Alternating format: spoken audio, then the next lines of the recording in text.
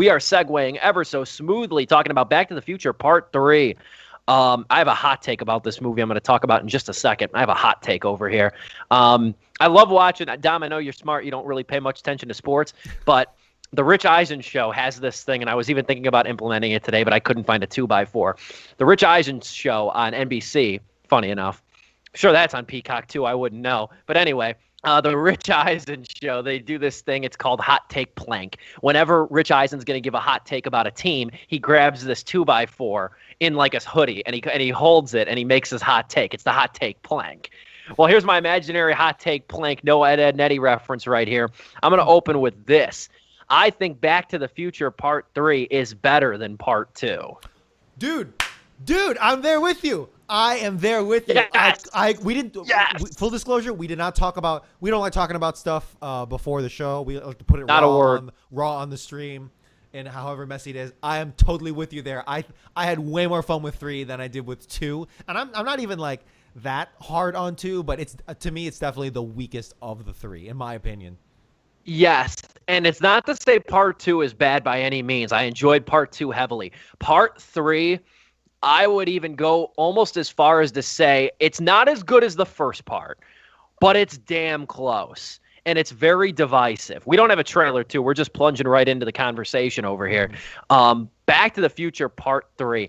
God, I had a ton of fun with this thing. I never saw Part 2 and Part 3. I've seen the first one several times, and that was kind of the fun of doing this show and talking about this trilogy. It's now available on Netflix, at least until August 1st.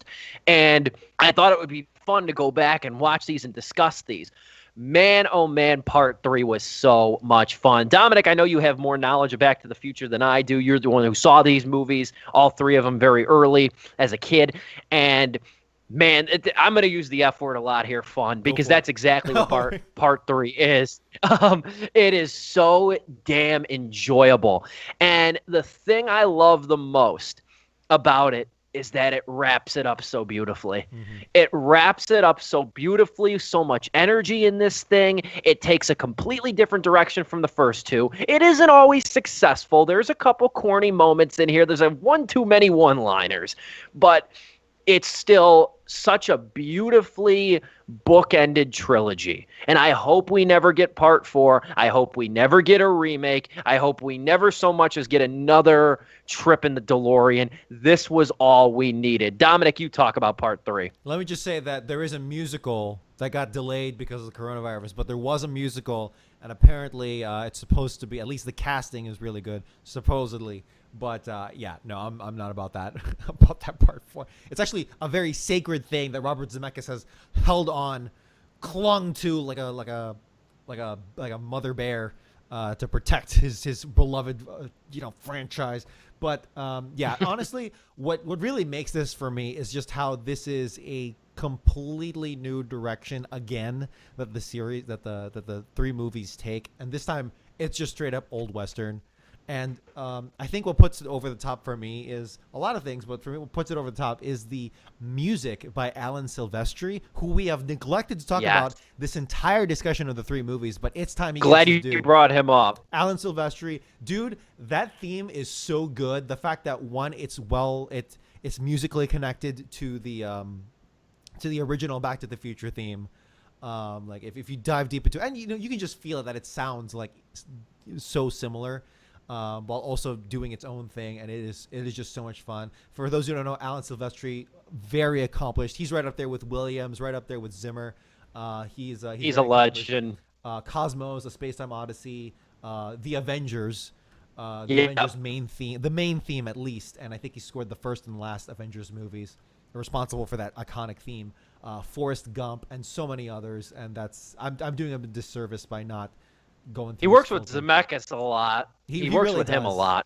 Captain America, first Avenger, and so many other things. But yeah, man, that theme is just so good, and it really just buoys the fact that this is an awesome trip through the 1850 or 1880s. I'm sorry. That I can't help but just smile through the whole thing. And I think another pivotal component, zooming out for just a bit, is how it really focuses on its on its gimmick, right? The whole gimmick is, hey, this time Yes. it's Marty and Doc in the Old West. That's what it is. No ifs, ands, or buts. That's the gimmick, and it focuses on it as opposed to 2, where it was kind of like just taking a snapshot to say, hey, here's the future. Hey, here's the first movie again, but from a different perspective, which is cool. But we don't really get to flesh out these moments, which maybe they didn't have a lot to work with there to begin with. That's why they were visiting, which I would respect if that was the issue and that's the movie we got. But in this case, this was an awesome adventure, and the cast here just once again does not fail to deliver. With the notable addition this time of Mary Steenburgen as Clara Clayton, the love interest of Doc. She's so good. You don't really know her from much. I think the last huge thing she was in was Elf. She was in Las Vegas, which is that De Niro, Morgan Freeman movie. She was very good in that. Oh, okay. That was a better movie than people gave it credit for. But yeah, she's in that. That was the last notable thing I remember her in. She's a working actor for sure. She's in a whole bunch of stuff. If you look at her filmography, which I'm doing right now, she is in a whole bunch of stuff that you don't even realize. And usually as a secondary character or as a tertiary character, but she's there and she's just always solid. And, she's got to be near 70 now, I think, too. She's got to be near 70. According to Wikipedia, she is 67 and looking great. Oh, Holy she's hell. beautiful. She looks great for 67, man. I don't look that good at 24. She's great. She ages like fine wine. I age like milk. I mean, yeah, there you go.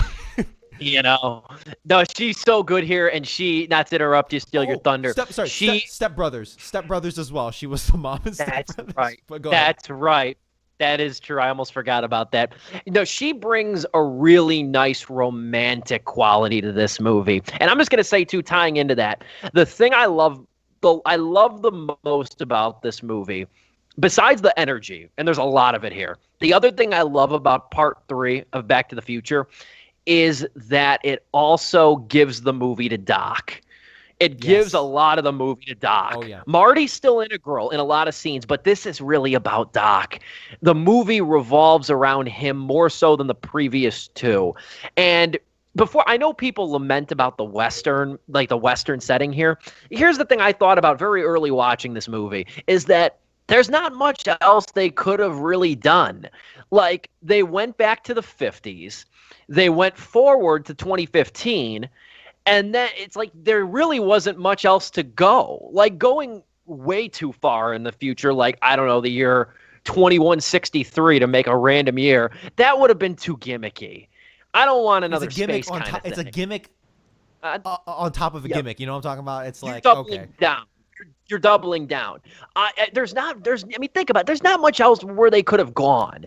And I'm also glad that not only they went back in time, but they didn't try to revert a massive historical event either. Yes. The movie is still very grounded. It's not like they went back and met Joan of Arc, for Christ's sake. Then I can understand the hate for Part 3. I could understand if they went back in time and, I don't know, screwed up the Civil War or something. You know what I mean? I don't want that.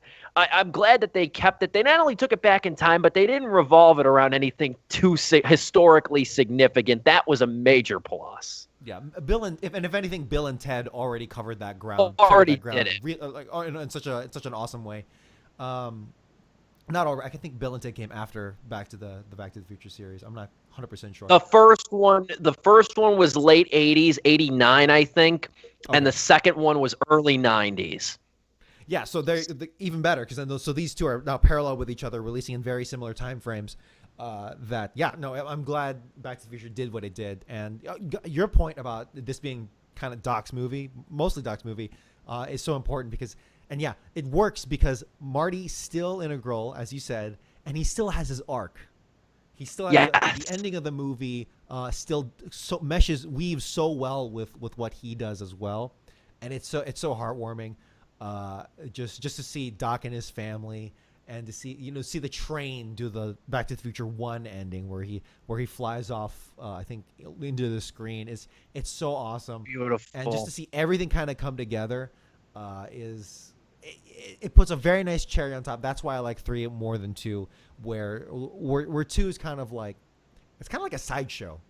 It obviously still like an important part. I mean, obviously without where part 2 ends up, you wouldn't have 3 where Doc's stuck in the past. But it is it just I just like where it goes. I will say the one big thing that I did not like about part 3, and here's the thing, I kind of fluctuate between loving this and like being annoyed by this, is how it has to hit all the same beats of like gags. So when Marty is asleep and he gets knocked out and then he has to wake up and like it's his mom at his side, but it's not his mom, and he thinks he's back to where he was. Like, no, you're back here in 1985. That gag. With the ancestors. Exactly. Biff winding up in manure again. Where, and, this might be the fault of the fact that I've just seen it so many times that I might almost get annoyed by it, and maybe it doesn't hold up so well. But then at the same time, I fluctuate back, and where it's like, no, yeah, hey, this is the part where Biff gets his comeuppance again in the manure, or whatever. Yeah, this is the part where this happens, and it's, I don't know, it fluctuates between a negative and just really, really comfortable positive, but. To be honest with you, I just had too much fun with it, with that ZZ Top sequence where Doc is falling in love and dancing with Clara again. That it's hard to hate it for too, or hard to get annoyed by it for too long, honestly. No, that's very true, and it's very zippy. It's 2 hours and it races past. That's the other thing too. It's so quick-witted in that respect, and like you said too, I do understand the familiarity of the gags and stuff like that. The one beef I had, and this is so ancillary, it almost doesn't matter. I understand, concluding with the familiar theme too and everything, but how the hell did they not have the first song of the end credits be "The Power of Love"? Don't need a credit card to ride this train. The train is freaking integral to the movie. It would have been a perfect end. I know it comes on the radio with Jennifer and Marty. Right. I know it comes on the radio when they're about to race when they're back home. But I'm like, man, why the hell did you not put that song? Because that's a problem with me. I get into music with movies, and I think of notable songs. I remember, I always bring this up back when I saw Eddie the Eagle with Hugh Jackman and Taron Egerton. When I saw that movie back in the day, I said, if they don't play, he's an Olympic ski jumper. I said, if they don't play "Jump" by Van Halen, I'm going to be pissed off. Did they? Sure enough, they did though, and I was very happy they did. At a climactic moment of the movie, even better. But I kept thinking at the very end, I'm like, you better fade out, or when the train comes to the camera, you better just have "That's the Power of Love" and then play the damn song, and they didn't. I was disappointed by that. I was a little hurt. I forget what did they play? It's still, was it the theme? It was the theme. I believe it was the theme. Which is not a bad consolation prize, but it's damn it. The most egregious offense I could think of is the movie "Take Me Home Tonight," which is named after I knew you were going to bring that up. Eddie Money song, and they don't play the song. It's only on the DVD menu. God, that was infuriating. But anyway, that's neither here nor there. But yeah, there's little irksome things in part 3 here and there. There's little irksome gags or liners. That's why I said I think the movie's got 3 too many one-liners. Yeah. Or quips. But at the end of the day, though, the heart is there. And this is what happens, too. This is also what happens when you retain most of your cast, or at least the pillars. Mm-hmm. And not only the cast, but Robert Zemeckis. This is what happens when you have a singular vision. And that's the problem that really made the recent trilogy of Star Wars so problematic for a lot of people, too. Right. Forget the bullshit about The Last Jedi. Forget the bullshit, okay, about The Last Jedi and the fanboys. I don't care. I'm sick of it. But, the big problem with the trilogy was you didn't have a consistent vision. You had J.J. Abrams with The Force Awakens, which is a fine movie. It calls back a little bit too much to A New Hope, but it needed to sell the older fans again that they were getting something that was at least comfortably familiar but also different. Then you get The Last Jedi with Rian Johnson, who brings a vision to try to further the trilogy in a particular direction. Love it or hate it, whatever. I admire the guy for not retaining the status quo and remaking Empire Strikes Back. But then what happened was you got the fanboys that weren't going to be satisfied with the movie anyway. You got the fanboys all riled up, and they do have legitimate complaints. I'm not knocking them. They have legitimate complaints here and there. There's a couple we talked about on the original show. And then you had them retcon the whole series by getting Abrams back for The Rise of Skywalker, and it totally screwed up everything, the continuity and everything. There's someone watching this right now, probably on YouTube, who's like, God damn it, I can't escape this Star Wars trilogy talk. But you know what? It's a historically massive mishandling of one of the biggest cultural phenomenons in the 21st century, and it's like, damn. And yet you have a trilogy, like you have a series like Back to the Future that's doing it right for the most part. You know, they're not like, you know, they're not not like Lord perfect. of the Rings level where those movies just keep getting better and better, but it's still something awesome, heartwarming, and really close. Like the fact that the third movie was able to recapture the tension and excitement of the climax, where, you know, they're trying to get the time machine to work in this crazy way because it's malfunctioned somehow, and yet they're trying to get it to work. In this case, the train's trying to push the DeLorean along, and it just keeps, you know, dude, I love that sequence. That's like the make it or break it part for me, where the Doc is just furiously trying to get more steam and fuel or wood fire and explosives into the train before it explodes and runs off the rails. It really manages to capture the ending of the first movie, where Doc is trying to get the power thing together, and I think it's harrowing. It's harrowing. It's harrowing. It retains suspense. It retains its suspense. Exactly, and I think that's, I don't know. It's a toss up. It's a toss up because you could say that, you know, the second movie doesn't have that, but and, you know, that's like a pivotal thing that you're missing. But then at the same time, if they had that somehow in the second movie, would it have worn the thing out to the point where the third movie wouldn't have that same sequence may not have been so strong because by then we've done it already 3 times? Or is it helped by the fact that it doesn't do it in the second movie and now it does it again in the third movie? Do you understand what I'm saying? I know there's a lot of I know what you're saying. I think two things can be true. I think that the scene stands well on its own. The climax of part 3 stands well on its own, as not only it's a singular, like, I know it's a concluding chapter of a trilogy, right, but it stands well as just a excellently choreographed and filmed set piece, and a callback to the first movie, but it's also buoyed by the fact that part 2 did not have that. Part 2 ends on a traditional cliffhanger. It doesn't have that same sort of gravitas and suspense and the stakes. So I think both things can be true on that. Yeah. Really, this movie, do we want to get into concluding statements here, or did you have another thing?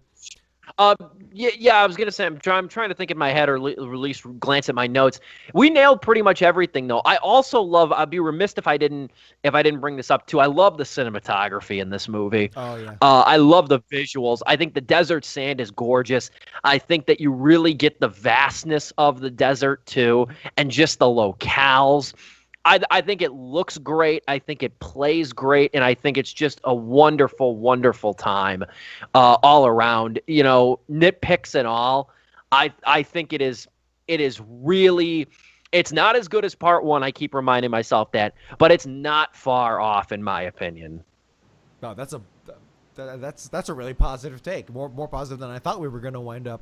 And I'm curious to see what Joe will think next week when we open with I'm him. very curious. I kind of hope, there's a back of my mind, I hope he hates it, because I want him to just, you know what I mean? I want dissent, you know? I'm gonna put a bet down, not a bet, but like make a call that if he does hate it, it's going to be because the film does lean heavy on the callbacks and the really obvious callbacks and the one-liners. Obviously, like little things here or there. That's the fun part about a time travel movie, right? It's the little things, right?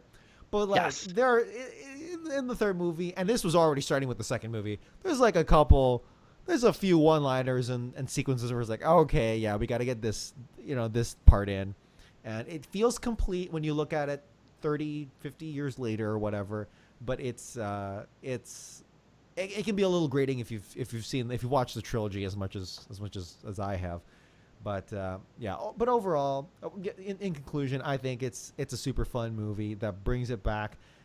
Funny enough, kind of like to its roots ish. I don't know, maybe just be using a cliche, misusing a cliche there, but it does get back to that feeling of adventure. And instead of this time, or instead of originally it being the adventure of this crazy time travel that that we're exploring for the first time in the first movie. In the third movie, okay, now it's just straight up the Old West, and it's almost like cheating, because that's if you can nail the Old West right, then that is a timeless and that is a beautiful genre that was milked to hell. Funny enough, in the 50s, in the 1950s, I found out that apparently there were about 1 or 2 million shows about the Old West airing during the 50s and the 60s and the 70s, to the point where it took Blazing Saddles to finally kill that genre.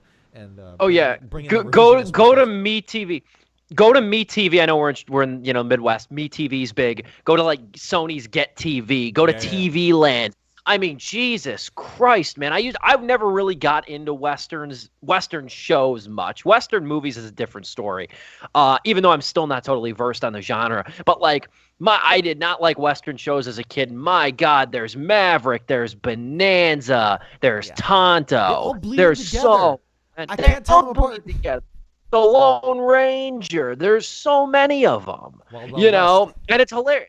And it's hilarious too, because of the fact that like now, the genre, I don't want to say dead, but the genre's like largely dormant. Like it takes somebody like Quentin Tarantino to make a Western sexy again. And actually, I was looking again, not that and I know this was supposed to be the conclusion, but I actually looked into it that, yeah, there was kind of like a pre-Blazing Saddles and a post-Blazing Saddles kind of Western. Before, it was like super, hey, hi-ho, silver away kind of thing before. And then after, it kind of died down a bit because Blazing Saddles just beat the crap out of that genre so much in a gorgeous fashion that the revisionist Western with things like Unforgiven, Tombstone, I think Wyatt Earp.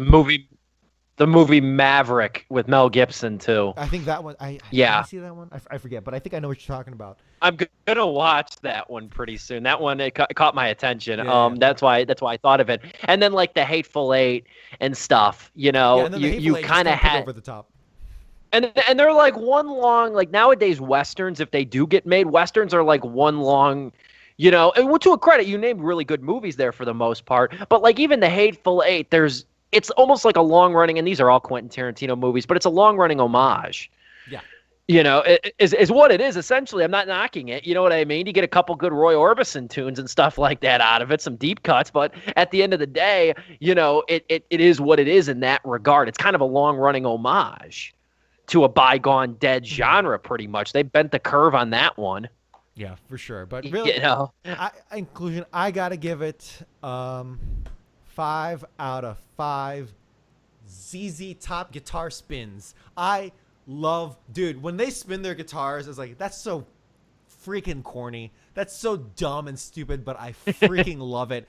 That honestly, that captures the same spirit of Huey Lewis showing up in the first movie, where he's like, I'm sorry, but that's just too loud. Like, looking back on it, that's so dumb, but it's like, it's perfect. It's just perfectly 80s and perfectly corny.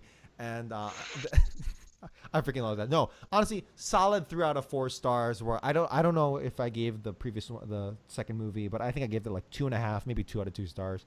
I think you went 4. I think you went 4 on the first one, 4 out of 4, 3 out of 4 on 2, and 3 out of 4 on part. I don't know. This is one of those things where if I watch the third part in the trilogy, I'll like go back and revise the second one. It's like, no, man, you let us down. But I don't know.